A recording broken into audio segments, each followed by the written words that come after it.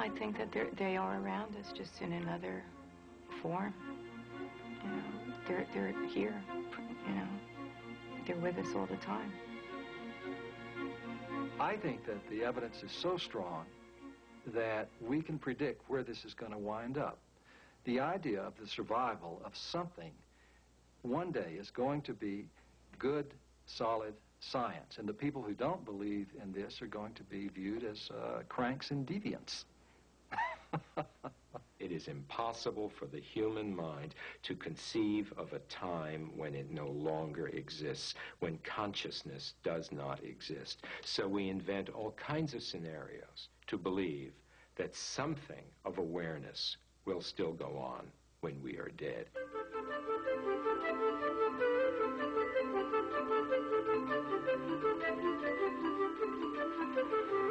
There's a biological necessity for every single-celled organism to stay alive so that it can reproduce its DNA. That's what drives all of evolution. As soon as we get to an organism like ourselves, which is a thinking, processing organism with a psychology, we transmute the biological necessity to stay alive into a psychological necessity to stay alive. So we create this entire mythology about what happens after Aunt Marge is theoretically dead. She stays alive, which is a way of reassuring each of us that we ourselves are going to do the same thing and always be alive.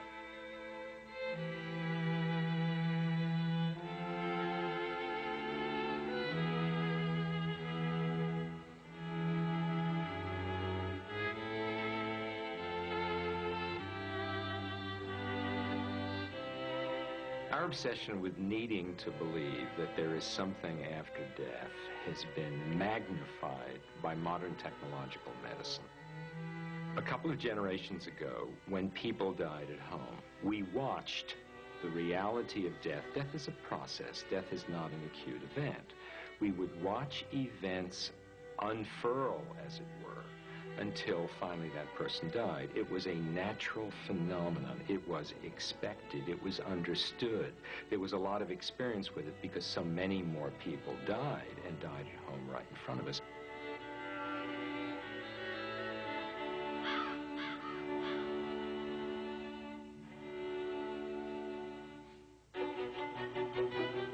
Now what happens is someone is torn away from us, secreted away, hidden away in a hospital environment.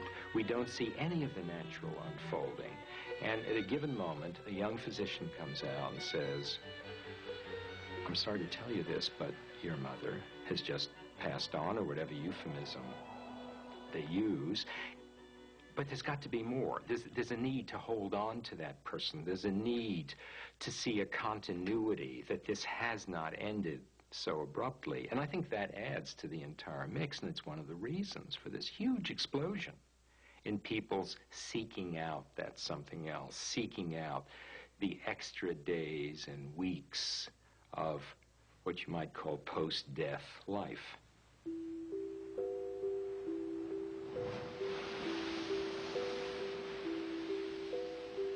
My beloved Aunt Cornelia died in January of 1994. That was about 3 months before I finished my first novel. And so I wrote a dedication to her because she was precious. And the last line of the dedication was, "She is eternal." And as soon as I wrote those words, I felt a kiss right here. And I gasped and I cried. And it confirmed for me that she was still there loving me, and that she was still there for me and supporting me and believing in me. It was the most beautiful experience to have happen. My father died in 1975, and 3 months after his death, my mother and I were standing in his room when we felt a breeze of air just blow us by, and all the windows in the house were closed, and it was really cool, and I could smell his cologne, which was Aquavalva, and I tell my mom, "That's my dad, you know." In 1971, my older brother passed away from cancer. And about 3 months after he passed away, he woke me up in the middle of the night. And he was at my doorway, standing with clothes on, with a background behind him, a little like a yellowish background behind him. And he said, I just want to let you know that I'm okay. I knew it actually happened. I knew it wasn't a dream. Have I ever had an after-death communication? Of course I have. My mother died when I was 11, and I would communicate with my mother. I knew that this was not real, and I also knew, even at the age of 11, that I had to do it. I had to keep her alive in some way, because I couldn't let her go. That's a very different thing, though, than people who honestly believe that that person they're communicating with exists in some intellectual or spiritual form, and that the communication is true.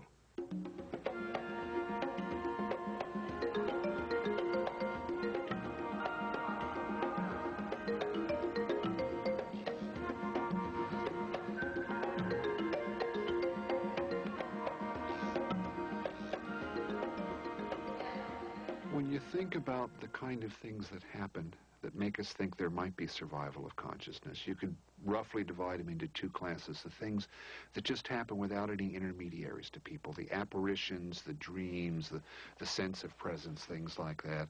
And then there's the things that are literally mediated by people who call themselves mediums. Now, there is a male who is coming through who I see is filling up with fluids, which means he either passed from pneumonia or he had some type of congestive heart failure. Do you understand that? That would probably be my father. Now, what's a medium? It's a person who thinks that somehow they can contact deceased spirits. Now, I say somehow because that's about as precise as we can get at this point. I can feel his presence. I just can't hear him. But I can feel him.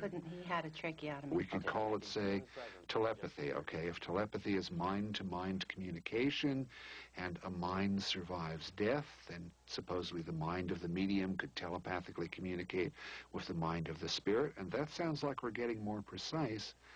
But while we know that telepathy occurs, we don't understand it. It's not mind reading. It is telepathic. It's a telepathic communication between the soul of the other side and me. And it's during that exercise, that telepathic bridge that's created, that I will clairvoyantly, clairaudiently, clairsentiently be able to interpret the symbology of what's coming through. Who had the chicken running in the backyard? This is connected to Anna or Anthony? My grandmother, who is Anna, her sister had a chicken farm in Long Island. Oh, I think that might be significant. How many else had chicken farms in Long Island?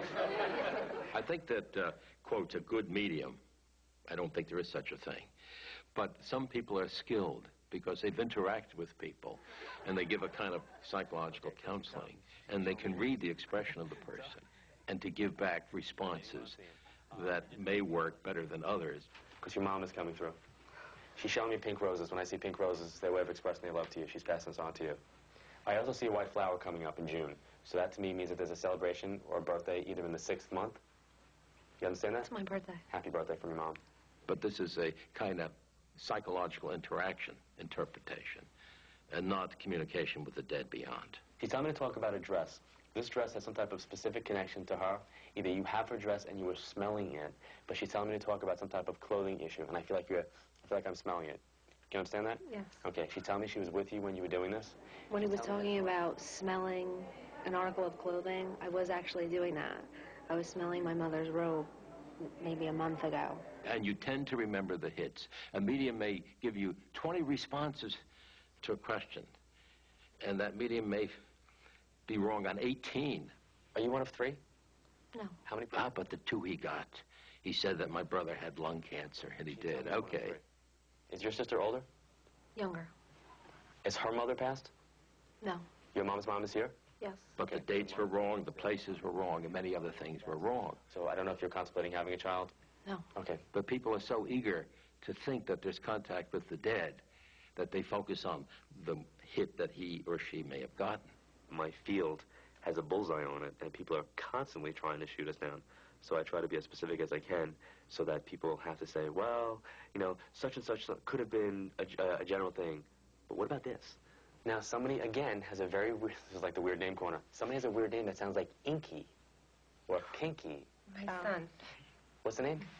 No, we call him Binky. Binky. Belief in an afterlife gives consolation to people. Before, I was going to, with the bee, the crazy bee sound you mentioned. It gives them a kind of crutch to lean on to get through adversity. So I would attribute this to a deep felt